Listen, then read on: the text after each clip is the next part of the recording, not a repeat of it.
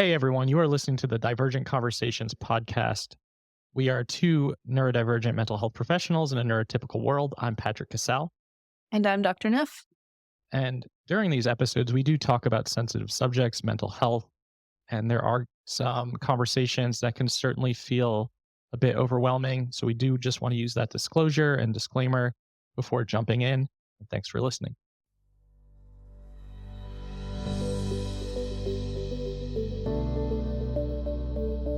Hey everyone, welcome back to Divergent Conversations. Today we are continuing our Giftedness series, and we have a really awesome guest, Sheldon Gay, who is an entrepreneur with a background in engineering and creating memorable customer experiences. He's worked in various fields, including healthcare, nonprofits, and education technology. In addition to growing multiple businesses, he is currently the vice chair of the neurodivergent affirming nonprofit 𝗿𝗶𝘀𝘁𝗶𝗿. As a Black man who discovered later in life that he's neurodivergent, he sees the world from a different angle than most. Due to his unique perspective, he knows all too well how it feels to be the only one in the room. After intense self-discovery work in his early 40s, he found answers to lifelong questions and received freedom from burdens he'd carried since a child. Now he uses his experiences to help others embrace their true selves and release their burdens as well. Sheldon helps his audiences become curious about their minds, combat loneliness through community, and experience peace and joy through authenticity. Also the host of the I Must Be Buggin' podcast. Can you tell the audience what that stands for? Because I was reading it on your podcast page earlier today. Yeah. Well, first of all, thank you so much for that introduction and just for being in this space. One thing, because otherwise my brain will be nagging me the entire time. Just to clarify, it's Umbrella US. So it's, we're based here in the US, but yeah, so Buggin is BUGN, where the B stands for Black, U is for unidentified and underrepresented, and then the rest is gifted and otherwise neurodivergent. So that is my kind of playful reference to this kind of aha moment that I had where, this duality of like, am I bugging, or, is there something here? And then kind of owning that and saying, yeah, no, I am, Black, gifted, and otherwise neurodivergent. Well, I think you've kind of already started here, but I will formally ask it. Even asking our guests, like, how do you enter this conversation? And I can already tell from your bio and from hearing you speak, you enter it with a lot of emotion that sounds like it comes from lived experience of discovering this about you at 40. But yeah, the conversation around giftedness, like, how did you get into this conversation? How do you enter this conversation? Yeah, thanks. So, yeah, I get to this conversation because, as you know, in my bio, we talked about, a little over a year ago, I had, I was going through a lot kind of in my life where I was feeling stagnated in, basically every aspect. And so I was like, look, I need to kind of dig in and really figure out what's this nugget. I'm tired of feeling like I'm, kind of spinning my wheels here. And so I began reading, a lot of different books, watching again. I probably wouldn't believe how many YouTube videos I watched. And initially it was this idea of just, I'll tell you, I knew I was an empath before I knew I was gifted. And so a lot of my initial discovery was like, what does it mean to be somebody who like picks up on other people's energies and kind of follows these patterns that people are otherwise missing? And that thread led me to, other stuff. Like even in my entrepreneurial life, one of my biggest challenges is feeling like I'm working at a different pace than others. And being like really confused about that. Like, why is it that everybody I run into, I feel like I'm running at a different pace? I don't feel like I'm, Superman or somebody from, that fell from the heavens, right? And so how is it that this applies to me? And so through that discovery, particularly a book called, or I'll just name one of the particular books I should say, Living with Intensity. That was one of those books that, spoke about positive disintegration and overexcitabilities, where I was like, oh, wait, this is talking about me? Like, did you guys like set up a camera and like write this book about me, right? Like, so that's, what really turned me on to it. And then being gifted, not just realizing at the time, but being gifted, once we kind of get onto a topic that's of interest, then it's down the rabbit hole we go. And so that's kind of what led me here is, as I kept pulling back the layers, I saw more and more of my true self, the self that I had been hiding for so long, the self that I had been denying for so long, the self that I hadn't been able to love in the way that it deserved for so long. And so that's kind of what brought me here. Mhm. There's something you said that my brain's kind of sticking to, the idea that I'd been hiding. Like, I'm curious about that, like the hiding of the giftedness. Is that the part? Like, was there? Yeah, I'm curious to hear more about that. Yeah. Man, you say that I come to this with a lot of emotion. This is a core piece of that. So in general, a lot of gifted folks speak about, kind of having to shrink for folks. A lot of that, comes from other people's insecurity, if I'm being honest, right? And so you step into a space, and actually, I'll give you the slightly less crude version of the analogy that I gave someone the other day.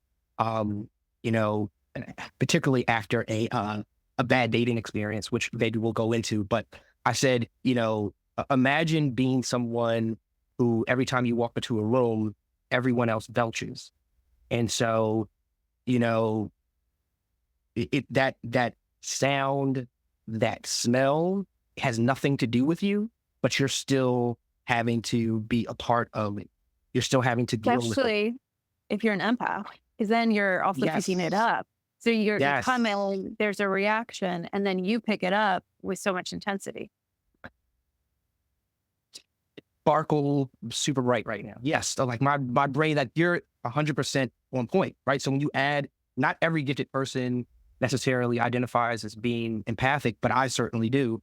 And so that meant that, again, before it was ever about anything beyond, let's say, picking up on other people's feelings, there was this thing of you walk into a room and it just feels overwhelming. And so having to find a way to move into a space where you don't have that feeling of overwhelm, where, again, without getting into any of the extra sparkliness, I tell people one of my challenges has been, I can walk into a room, I can look at somebody and just say, hey, what's up? What's wrong? And they will be completely thrown off. And people don't like being seen past their mask, right? And so it becomes a very awkward thing because I've been given this, cape and kryptonite, what I'm starting to call it, right? This cape and kryptonite around being able to pick up on those things. And so when you know that it feels like it's hurting people or it's causing like painful interactions, you find ways to kind of hide that. And so that becomes even more true when you think about, having answers to questions or being able to solve things quickly, particularly because I think, in that way, so much of how our society is set up is around, there is this anti-intellectualism piece, but what I really want to speak to that I don't necessarily hear a lot of people speaking to is the fact that we sort of deify intellectual identity. And what I mean by that is everyone wants to feel that they are the smartest person in the room. But when it becomes clear that that isn't true, it causes a lot of pain for some folks if they're not in a secure place. And then that energy has to go somewhere. And often that's towards somebody who may be completely unsuspecting. And I definitely felt that in a lot of ways as a child, especially. And then, like I said, as an adult in work environments where your boss may not have the degrees that you have, may not be able to pick up on it. Like, again, we can go on any number of routes, as it relates to that. But that's, like a lot of hiding, but that does not come to it anymore. So sorry, everyone. I love the piece about kind of everyone wants to be the smartest in the room, and how intimidating it is to be around people who are highly, highly intelligent. And then that can bring on human defenses, right? Absolutely.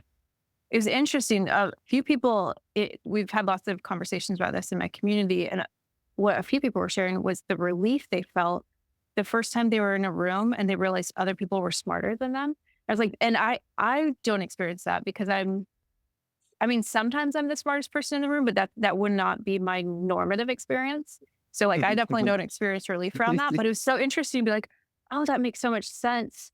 If you're always kind of, right, like masking the intelligence, the relief of I'm in a room and people are smarter than me. And that was such a flip for me, because that wouldn't be my instinct. Yeah. No, I love that you shared that, because, one of the things that people talked about was like, well, how could you not know, Sheldon, all these years, right?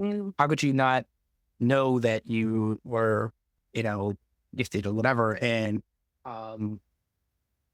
to that point, one of the things that comes out of that is that there's this sort of, you've got to be able to see outside of yourself in a way.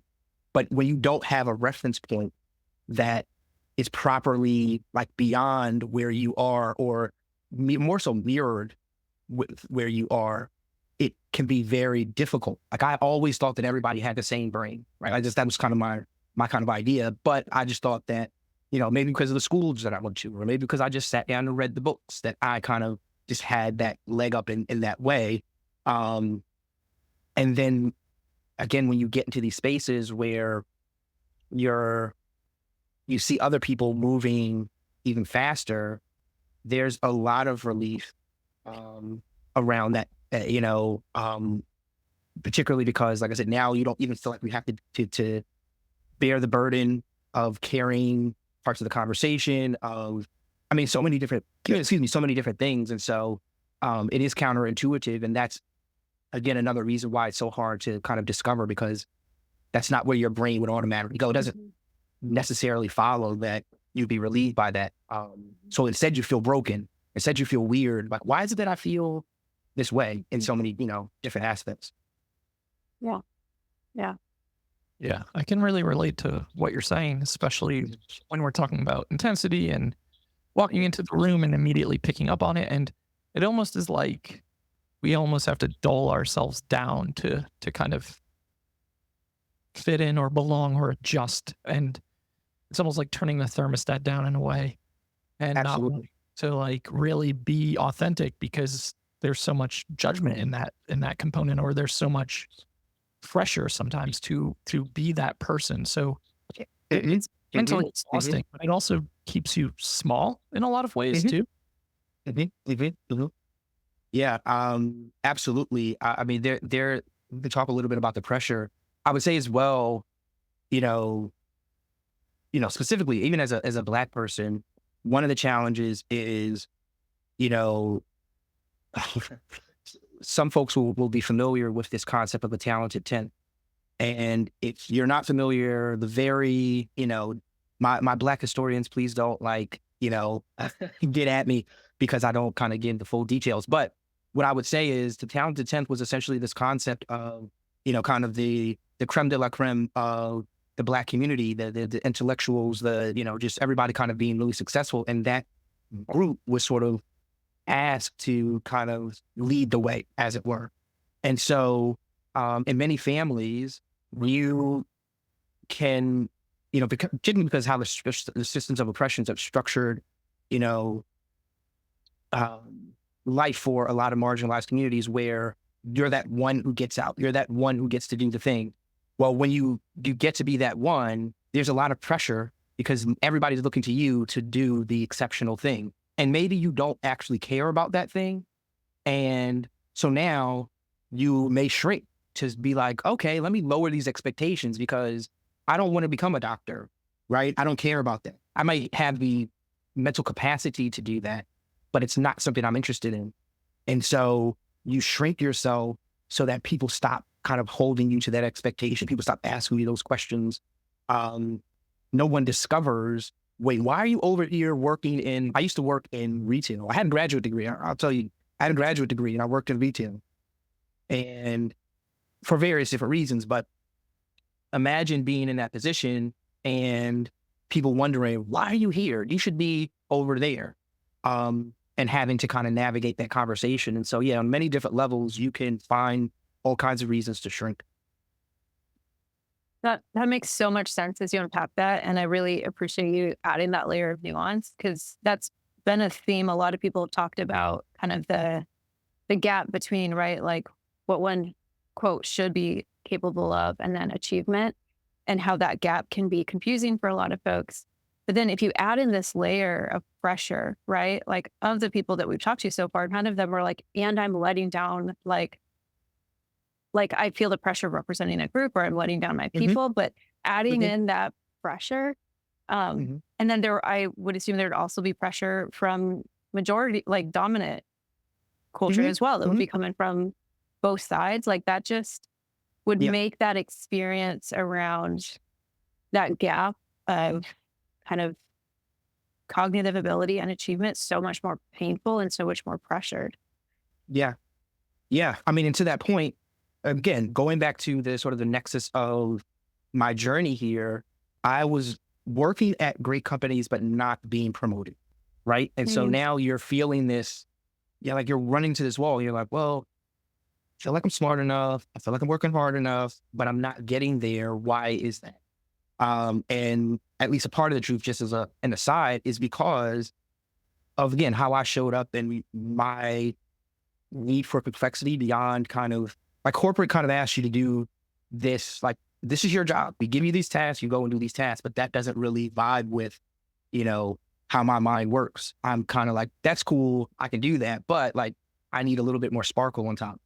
And, that doesn't necessarily always a vibe, particularly, like I said, again, I'll say, as a Black person, I've seen any number of instances where I show up in a space, the expectations for me are super, super low. When I exceed them, you would think, oh, this is great. Let's get this guy on it. No. That, is an affront to many people's, conscious or unconscious bias.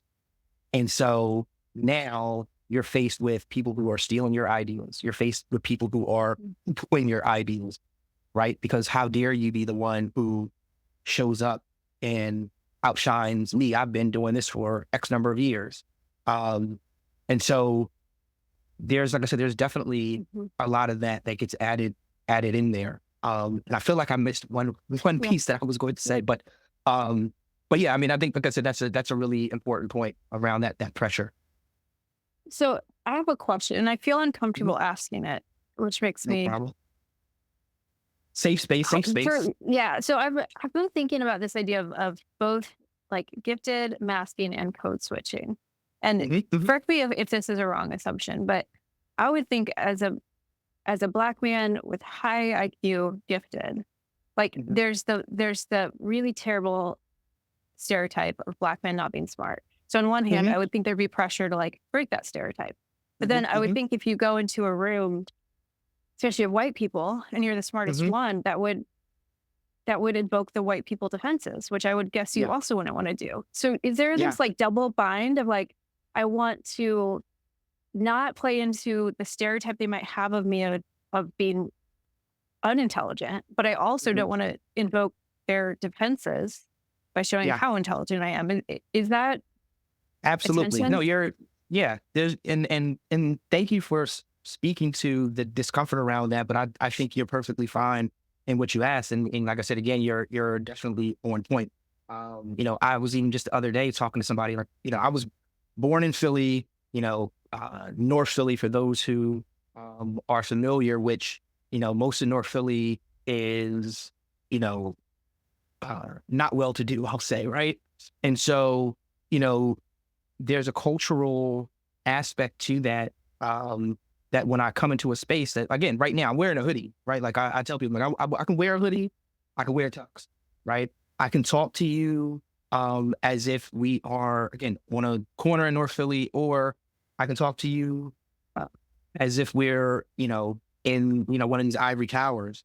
The problem becomes, again, people's expectations when you walk into a room and what their level of comfort is. And that goes back to, like I said, the analogy that I gave, right? It's like every time you walk into a room, you're always assessing, who's prepared for how I'm going to show up, because how I show up is going to be so different than what is, probably their expectation. And that is tiring. That is a lot to deal with. That then, turns into tension within me, because anytime you feel like you're not being authentic, right, it creates this tension within yourself, which again, all the energy has to go somewhere. And sometimes that will turn into an irritated response to what someone says to me. And as a gifted person, being highly sensitive to injustice, right, that's going to turn that dial up. And so, yeah, there's definitely a lot of that is at play. And so, the beauty of having awareness now, though, is that I can do something about it. I can kind of know what's happening, and I can know where to push. When I talk to people, I say, know when to wear your hoodie. And so that analogy for me is, a lot of times when people think about masking or navigating different spaces, they feel that they have to give a part of themselves up to go and be in a space that maybe doesn't look like them. And what I say is, know when to wear your hoodie. And that means you can bring your hoodie with you. But if I was going outside, it's 110 degrees, I'm not wearing my hoodie in 110 degrees, right? Like, I know that that's not the appropriate place with it, but I can keep it with me in case the temperature drops, right? So it's always with me. I don't have to give it up. So that fear of loss doesn't have to be there. But then when it's appropriate, I can know to go ahead and pull my hood up and have that conversation. Excuse me. And so that's, like I said, a key part of it is just, with my awareness now, I know what I'm carrying with me, and I know that I don't have to give it up. Before, it was a lot of like, I don't know what's going on, and I'm kind of like lashing out because I know there's injustice here, but I'm also frustrated with myself because I'm wondering, why are you so different? Yeah, I mean, it sounds like this discovery and the language you've developed has really helped you find a way to hold on to your identity and navigate while navigating these spaces thoughtfully. And I think that first of all, I just love that, know when to wear your hoodie. I think that's that could be such a good mantra for like unmasking safely. Like in the autism space, there's a lot of conversation around unmasking. And with that conversation has to be nuanced with safety of like, it's not always safe to unmask. And Absolutely. it has to be. So like knowing when to wear your hoodie, it's like, but I get to have my hoodie with me as comfort. I just love that because you're prioritizing safety. You're not giving away part of yourself. It's actually a deep way of honoring it, of I'm honoring myself and honoring my safety in this moment. Yes. Yeah. Thank you so much for bringing that word safety explicitly into the space, because that's exactly what it's about, right? All of us in the broader, neurodivergent community are familiar with those times when it's not safe to speak, to kind of let our ND flag fly, right? And so acknowledging that truth is there, and again, particularly, not to necessarily go down that rabbit hole too much, but I'll say that, excuse me, one of the things that I appreciated about a friend of mine who goes by Supernova Mama online, she is a Black woman who, she has many different neurotypes under her belt, but she, identifies as autistic, and she has 2 autistic children, and she does a lot of work around helping people parent from a positive place, particularly for neurodivergent children, autistic children. And so I bring her up because one of the things that she helped to bring awareness to is that the way that people from what I call melanated and marginalized communities, the way that, for example, we STEM may be different. And those things that we do may be those things that are also already stigmatized. And so again, there's this extra layer of not being safe, not just like people may not like you, but now you're going to have to face the same, BS that you're already facing in another way, but just amplified now because you're not just Black, you're a weird Black person, right? So this, and again, not to go too deep down this rabbit trail, looks back eventually, but I've learned so much from Tiff Hammond in this space as well, Pigeon and Fries, talking about this. And I think this especially picks up heat when the ABA conversation comes up. Of like, you can't have a conversation of pro-ABA or anti-ABA without talking about all of the systems of oppression that we exist on. And so, for example, a child learning to not stim, right?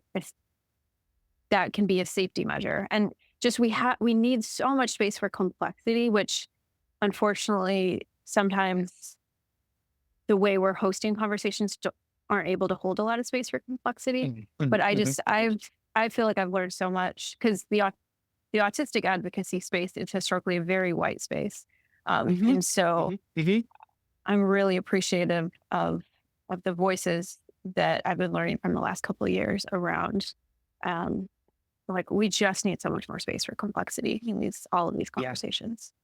Yeah, no, I thank you for saying that. And I agree. I mean, again, let's call it out. I mean, one of the things that has been interesting for me as I move deeper into, again, the broader neurodivergent space is seeing how white it is. And so it's another reminder of, again, these systems have impact across all the lines. And so there's this beauty, and then there's this pain around that, because it's like, dang, I thought, like, I was so excited. I came into this room where I thought all my people were going to be, and then it's like, oh wait, like, we're still, like, I've still got to fight this battle, right? I can't completely take off the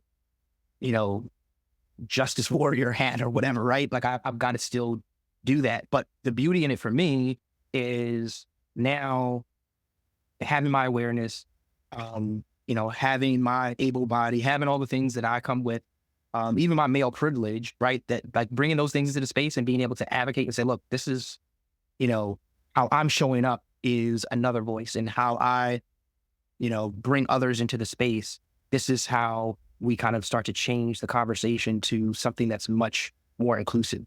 And so there's that opportunity to do that. So. Absolutely. Absolutely. Yeah. I have a question for you. In our email exchange, you had brought up a question that said something to the extent of, like, is being gifted hard? And I just want to, like, put you on the spot asking that question. What your response is. Yeah. So first, let me say that, again, I've listened to, previous episodes. If you haven't listened, go back and listen. Absolutely fantastic episodes. And this was sparked by, one of the questions, or one of the pieces of the discussion around, is it hard? And first of all, I love Emily. Absolutely, like, big fan, right?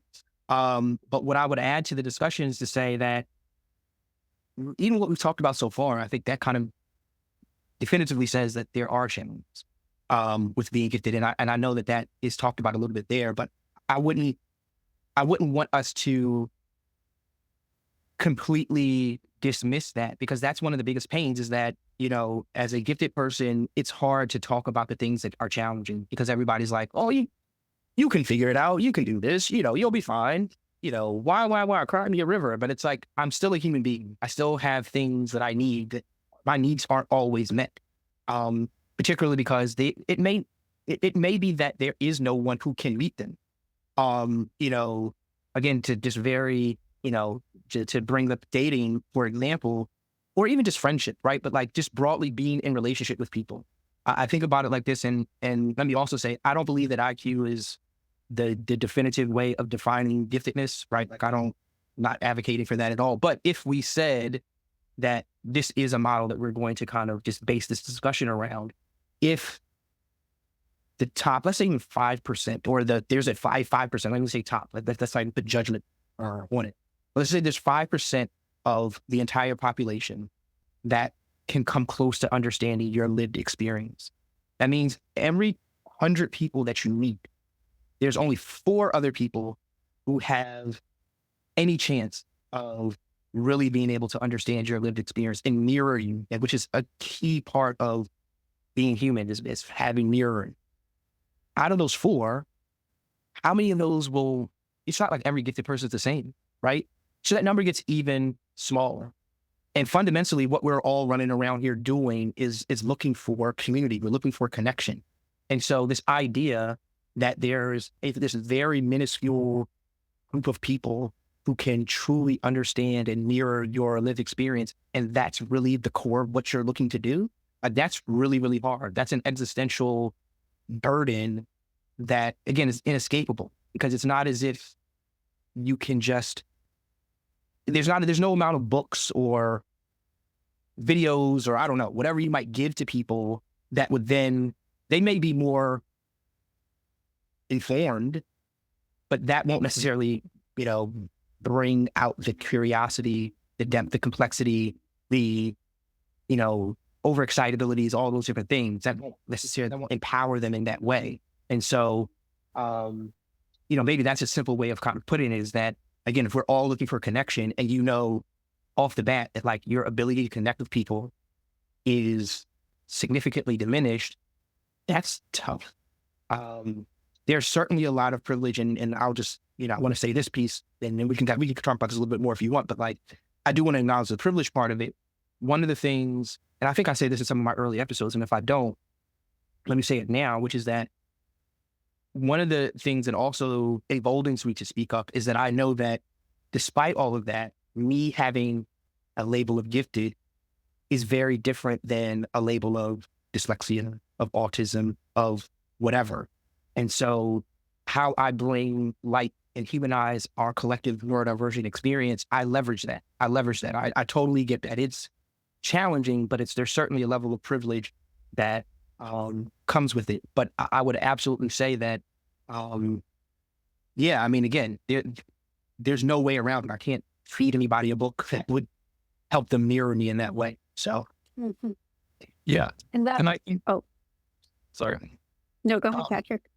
I think you're spot on. I mean, from all the episodes we've done, the one thing that continues to stand out to me, because I would identify as gifted, but twice exceptional as an autistic ADHD gifted human, the relatability piece, right? Like you're saying, especially when you break it down with like, if it's 4 out of every 100 people, right? Or however many people, you already struggle to relate to people in general. Then you add on the complexity of it all. And it makes a lot of like fake it till you make it situations happen where you're like, I want to fit in. I want to relate in some way. So I'm going to like maybe dull myself out over here so that I can like put all of my mental energy into this one thing that people are either talking about or connecting around. And then you find yourself just feeling like vacant in a lot of ways and missed in a lot of ways. And it takes an enormous amount of mental energy to do that, like song and dance over and over and over again. Absolutely. I mean, finding spaces where you don't have to carve out any piece of yourself is a blessing. There are a couple of different places where I've experienced that, and I will name this school because I love this school so much for a lot of different reasons. But there's a school that I attended when I was younger in the DC area called Lowell, and I tell people it's my favorite school. There's not even a close second at all, because when I was there, I never had to feel like, and this is like elementary school, I never felt like I had to carve out a piece of myself. I could always be my authentic self. And the curriculum there as well is much more experiential, right? And so it's not just about, okay, kids, we're going to learn about, whatever math today and go just kind of rote memory kind of stuff. It's no, like, let's bring this math alive. Let's bring the science alive for people. And so having that experience, even at a young age, where I was like, yes, this is what I've been waiting for. Like, I don't just want to sit down and read a book. I want to actually like get my hands dirty and see all the different, colors here. Going through your life and realizing how rare that is, it is, it's tough. But when you find it, you really, really get to appreciate it. But again, that's something that, it's tough. And the amount of energy that it takes to you know, be comfortable in spaces that aren't going to meet all of those needs, as it were. That's an unspoken truth. And I'll say this fast and really quickly, because you just reminded me, one of the experiences, I've always been gifted, right? Like, this is who I've always been. I received a label, I received a level of understanding. And I can tell you those first couple of months, it was like this weird emergence from a cocoon experience, like literally, right? Because all of a sudden I started to hear the things and see the things and taste the things that had always been there in the background, but I had no way to really understand what the heck it was. And so a lot of this is these unmet needs.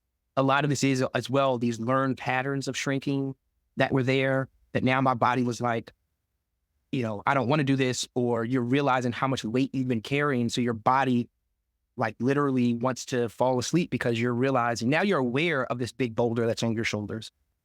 You know, it's kind of like, you know, they say the adrenaline or whatever, when you get hurt.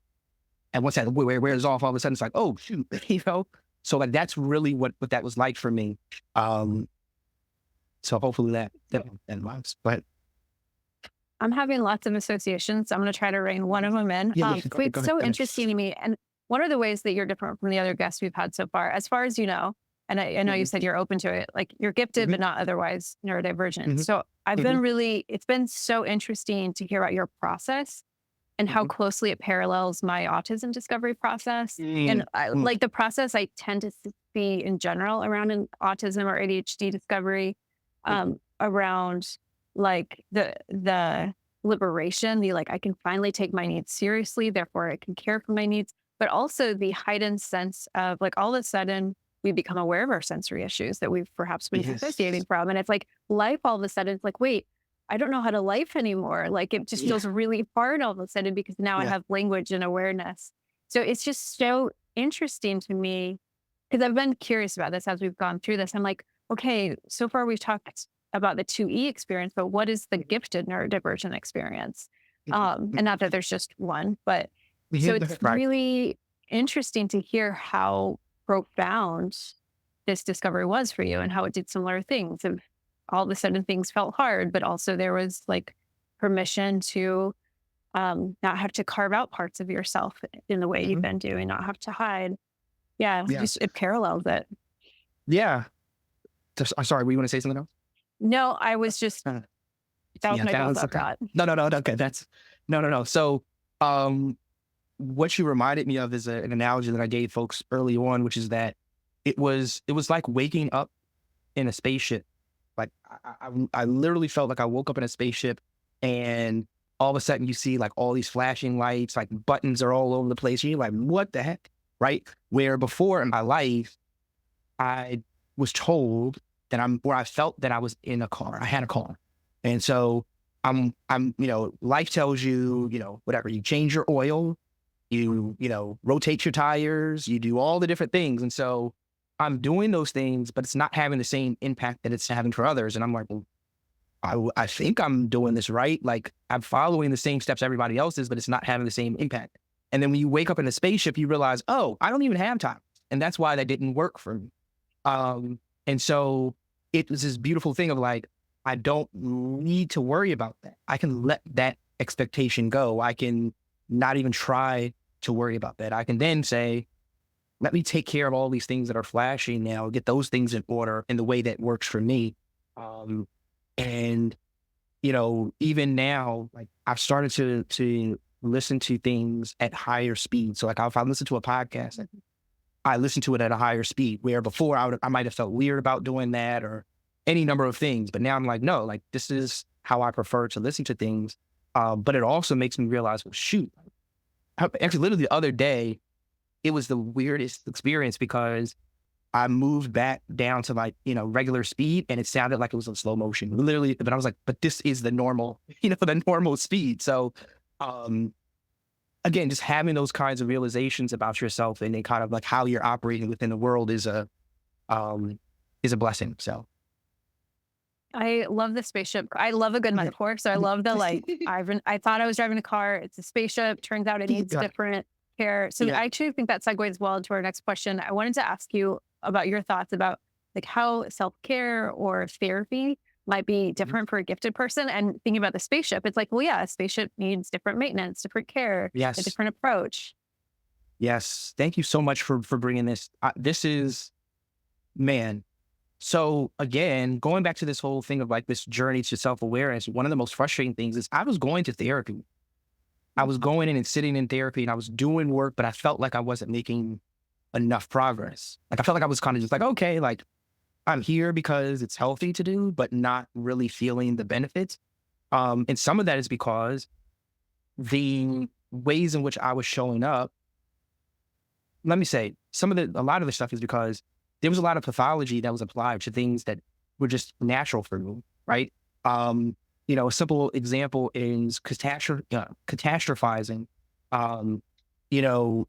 Sure, that can happen when someone's kind of just trying to read too much into the leaves and da da da da. But if you actually have a mind that can see patterns, and that's what's actually happening, then a therapist telling you to stop doing that can make you feel a certain type of way and can also be unhelpful to you because no, my brain's really seeing these things.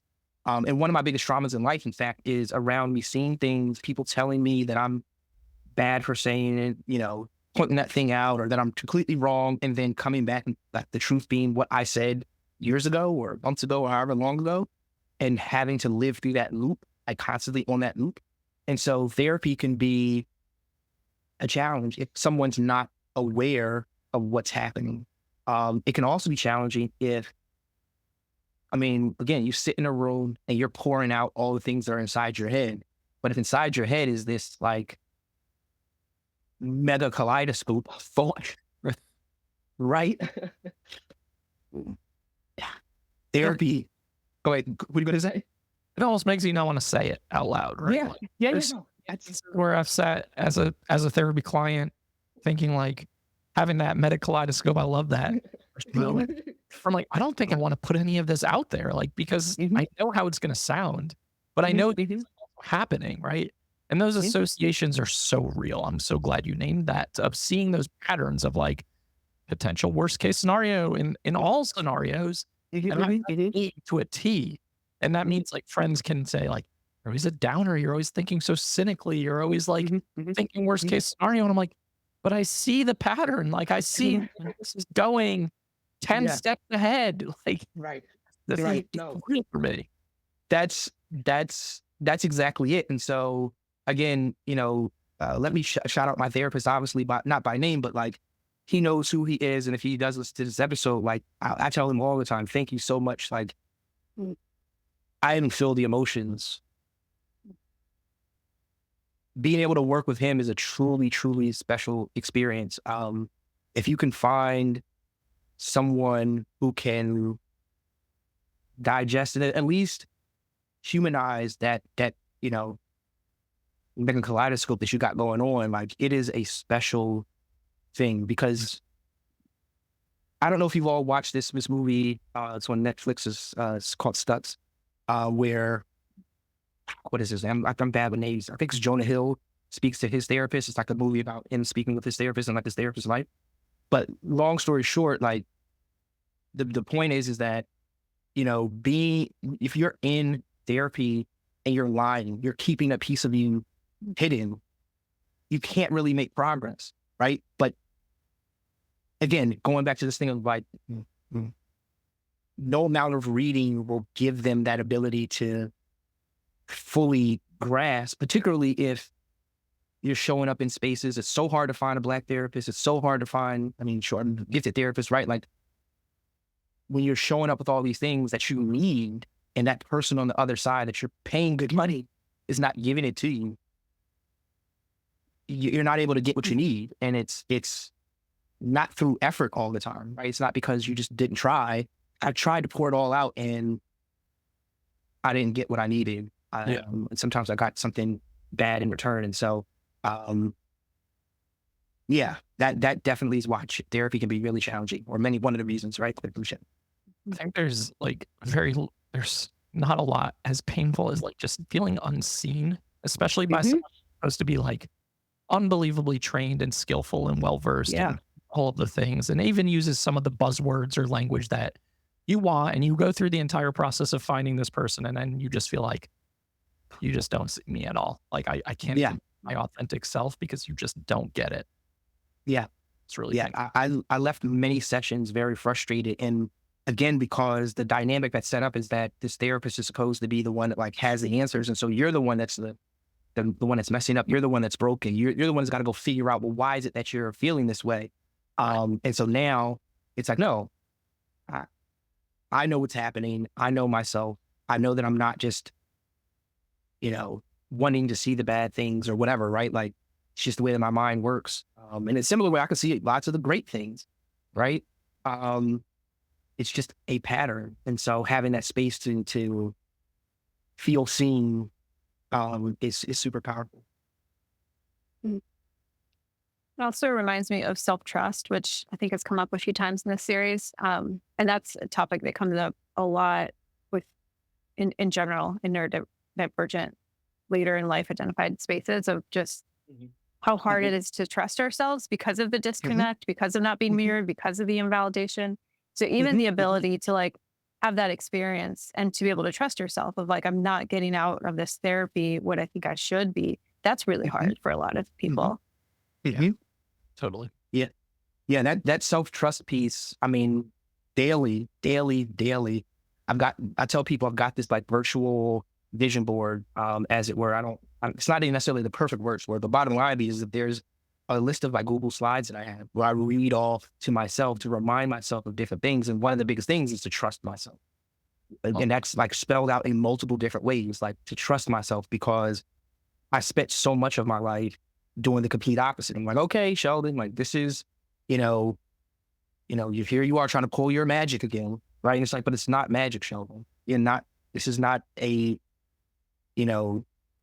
random happenstance that you're able to do this thing or see this thing or, whatever, right? Like, trust that what you're seeing is what it is. Trust that you can make sense out of what you're experiencing and not, beat yourself up about it, as it were. Love yourself from that space. So. I love that that's part of your vision board. I think all of us could absolutely benefit from cultivating more self-trust. It's a beautiful, it's really, really helped me. So yeah, please, even if it's a little Post-it note for yourself, like I definitely recommend it.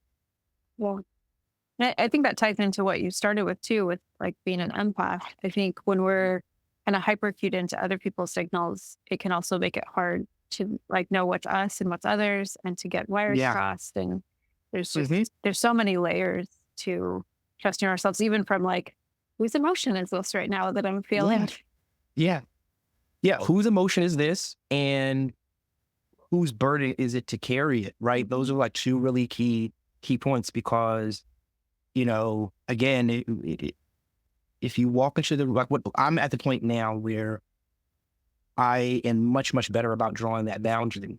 And so again, even if someone else's emotion takes up the room, or is just kind of very present in the room, I'm very clear about, I'm not abandoning them if I don't tend to those needs. I'm not, doing something bad to them. It's not that I'm uncaring. It's just that that's their thing to carry, and I can't solve that for them. No matter how much I see you're feeling this way. Like, one of the things I read to myself, you try to remember off the top of my head, but I forgive myself for using empathy as an excuse for being other people's punching bag, right? Because again, if I know what's going on within you. I want to help you. I see, like, let me help. But there's like boxing with me. And it's like, Sheldon, you got to step outside of that boxing ring. It's not for you to fight that battle. They've got to do that work for themselves. You can offer that space, that safe space, that container, that if they're open to feedback, like, sure. But otherwise, that's their stuff. Sit it in their lap and let them run with it. I'm having a little bit of an aha moment, and we'll see if this idea sticks or not. But Go ahead. earlier in the conversation, we were talking about like the statistics, and it's hard to find people that can mirror and connect. And if you're in any kind of narrow minority, that would be true. Mhm. And Mhm. I'm just now thinking to how so many of us adapt to disconnected by becoming people pleasers. And I'm thinking about how often I would tune into someone else's rhythm. And I wonder if it's partly because it was so unusual for me to feel in sync with another human. If it's like Mhm. my way of accommodating of, well, I can sync into your rhythm. And then for a moment, I'm going to feel rhythmically connected to another human. But the problem is I'm always syncing into other people's rhythms Yeah. to feel that Yeah. connection. Yeah. No, that is light bulb, like beautiful light bulb at that, because yeah, it again, when you have that ability, it's like if I were a multi-talented dancer, right? Like if I'm gonna salsa over here, I'm going to, whatever, do hip hop dance over here, and not like that famous like video of the woman that if you all know what I'm talking about, it's you know that me, but maybe I'm doing all these different dances, but what's my dance, right? Like, and if I never tune to what dance I want, I'm going to feel that loss, consciously or otherwise. And so yeah, finding that way to know when to let other people dance by themselves, as it were, can be really, really powerful. Mhm. Interestingly, I actually spent a lot of high school dancing by myself in my room. It was like, and now know it's like that was one of my favorite stems. It was like I would put on music and I would dance for hours. I'm so glad you said that, because that was definitely one of the things that Supernova Mama talked about, is just the different dancing, which again, in a larger conversation can be had around, for me, I'm very passionate as well as helping, melanated and marginalized communities create more awareness around this, because some of the language that we've been using for years has actually been referring to neurodivergence, but we've been calling it other things. You've been looking at it in other ways. And when it's sad, but interesting to see times when people are kind of pointing this stigmatized finger at others for neurodivergence explicitly. And then if you held up a mirror and they could see themselves, you'd be like, dude, like, you're one of us, like you're right. Like, so, but the language that we use, if we can find ways to, like I said, help people create that awareness and that love, that the most important thing is for people to be able to safely love themselves from that space, because otherwise the shame and all that stuff starts to creep in, and then no progress can be made. Yeah. So this is kind of an abrupt pivot, but I'm looking at our time and knowing it's about up. And you had said something in our exchange that got my interest, which was more specifically around dating while gifted, which I have some thoughts about where you might go with that, but I'm really curious kind of, what has been your experience? What are your thoughts about maybe how giftedness impacts dating? Yeah, it's a journey. I mean, all dating is a journey. All of this kind of like uncomfortable dance of figuring each other out is a journey. But it's also, even going back to what I was talking about earlier, one of the challenges is, I'll give you a couple of different things that are really kind of interesting to stick out to me. One is, first of all, you can be pathologized. I mean, I know the person that I'm talking about will not listen to this. But I went on a date and, I literally had this person, due to their own insecurities, get uncomfortable and say, well, I should have known because your name is Sheldon, just like the guy from Big Bang Theory. Oh, shit. Yeah. And I'm like, wow, I don't consider myself to be very much like that person. I don't watch Big Bang Theory. I watch Young Sheldon, but so I can't necessarily speak 100% to that. But if it's Sheldon, Sheldon, adult Sheldon is like very kind of not masochistic. That's not the word I'm looking for. Misogynistic. Like it. You feel you have very different vibes than Sheldon. Okay. Yeah. No. Yeah.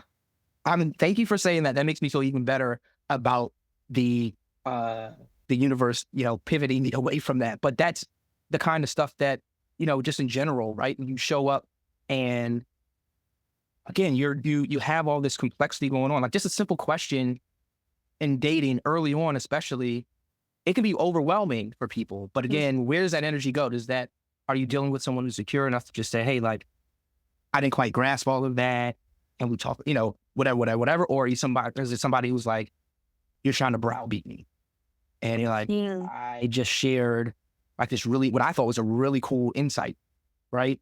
And so that can be difficult. So now again, going back to this whole thing of hiding, it's like, how much of this, I've got this whole big thing where, how do I carve off this little piece? But as well, like one of the things I'm always mindful of too is I don't want to ever sell anybody across from the short, right? So there's that dance as well. It's like, if I've got this big packet of stuff going on and I give you this little piece, what does that feel like on the other end? And as well, it may be a missed opportunity. They might have been sitting there, man, I wish he had more to say. And I'll be like, shit, like there's this really interesting piece of it. What I would also say is, dating can be hard because ultimately with romantic dating, again, you're looking for that super intimate, and without even getting to, like I said, the physical aspect of what intimacy is, but like just true expansive intimacy, you want to be able to be across from somebody who is able to mirror you. And again, that can be difficult, and you can get bored, not because you dislike the person, right? Not because you don't enjoy time with them at all, but now you're always kind of in the back of your mind, like, how much further can this joyride go?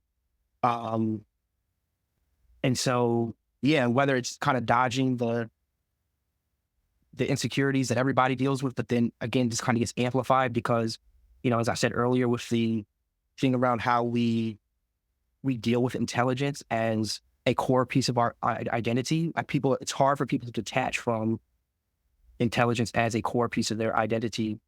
And so when you question that, it get really nasty in dating experiences. And so, yeah, I mean, those are some of the challenges. But the last thing I would say, I always like to leave with a good piece of it. It can be really beautiful, because then when you enter in spaces where someone does have that capacity, or at least that curiosity, you have something to offer that is distinctly different, like distinctly different than what any of the other people that they probably have encountered will offer. And so there's a lot of beauty in there and finding that match. So I keep finding parallel to autism, probably because it's my reference point, but it's really interesting. I hadn't thought about that with giftedness. Like, so with autism, there's often this experience of like, I either answer with one word or 2-word answers, or like I give you all the context and I say too much. Okay. So it's like either say too little or too much. And I would think with a gifted complex brain, it would be a very similar experience of, I can either give you a 2-word example, or I can let you in on my 𝗿𝗫𝘀𝘀liche. And so that's a really interesting kind of shared experience. The other thought I had when you're talking, I feel like I've seen this tension pull out with folks in general, like people with complex minds. I think on one hand, we like finding another complex soul, but then sometimes that can feel like too much. So then sometimes I think we gravitate toward partners who will like balance out our complexity, but then they can't see our complexity.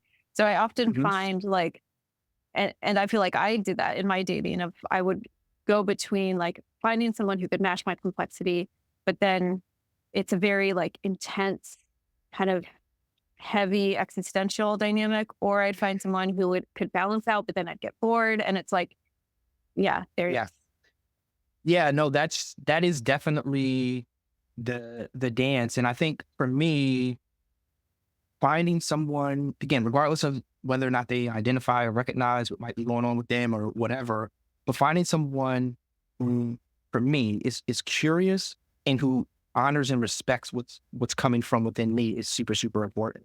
I say, if you don't understand something, but you're curious about it, like that for me is like a big, big, big thing, because none of us is going to know every single thing, right? There's always going to be something that you're like, oh, tell me more about that. Like that's a kind of a core thing about dating, right? It's like being curious about the other person. But finding people who again, are willing to go beyond kind of that normal layer that most people say, like, I'm curious about your favorite color. I'm curious about your, and I don't mean to like, Yeah, no, but downplay be it, like, curious about your mind. And I think that's yeah, going not to tie the conversations too closely between therapy and dating. That's Mhm. uncomfortable. But also, I think a good therapist is curious about your mind. And I think Mhm. same thing in a partner. It's someone who is Mhm. curious about your mind, curious about your experience. And curiosity like spans across IQ, it spans across neurology. And so it's just that is to me, like if I were to look at kind of human characteristics and values I look for, curiosity is such a big one for me. Yeah. No, I love that you pointed out again. That's something you don't need the same exact like level of sparkles, right? It's just Mhm. across neurotypes, and it doesn't have to come from the same angle, but just like so that genuine, curiosity is gold. Mm. Yeah. Yeah. Absolutely. And I think we talked before we started recording that we felt like sparkles of ideation. And I think it's partly I could tell off the bat that you are a very curious human. And I can Yeah. feel that in how you talk about ideas. Um, Mhm. and yeah, I really appreciate that. Thank you. Mhm. Well, where can folks find you if they're wanting to learn more from you? I know you do speaking and you've got Yeah. a podcast, but yeah, where can folks find more of what you do? Yeah. So the best place to go is my website, which is Sheldon Gay, Gay is bugn.com. And there you can find my podcast where you can actually listen to it directly from the site or listen to it from your favorite podcast player. And then you can also learn about my speaking, business, so that, I can come and speak to your job, to your university, to your elementary school or whatever, right? About how we build community and honor and humanize, what I call unconventionally brilliant minds. And then you can also follow me on IG at I must be bugging on IG. And so, yeah, that's the best place to go. And please do reach out. If you have a question, if you have a curiosity, definitely if you have curiosity, I'm always down for more curiosity. So please do reach out. Awesome. And all of that information will be in the show notes so that you have easy access to everything that Sheldon just listed. Really great coverage. Oh, one more. Sorry, thing. one last thing. I would be remiss if I didn't say, please do. I also have some merch there, some neuro-inclusive merch, and intersectional inclusive merch on there too. So please go check that out. So anyway, sorry. Go ahead, Patrick. Good to know. Good for everyone to know. And again, all those links and information will be in the show notes so you have easy access to it. Thanks for listening to Divergent Conversations. Sheldon, thanks for being on this Giftedness series. It's been a great conversation. Really enjoyed it a lot. To everyone listening, new episodes are out on Fridays on all major platforms and YouTube, and you can like, download, subscribe, and share.